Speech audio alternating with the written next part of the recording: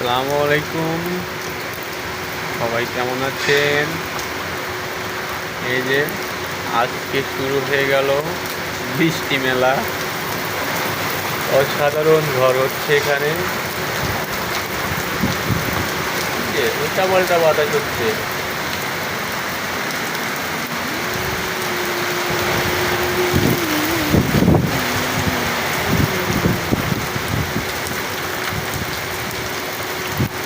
রহমতের বৃষ্টি, আল্লাহর পক্ষ থেকে হচ্ছে বৃষ্টিগুলা।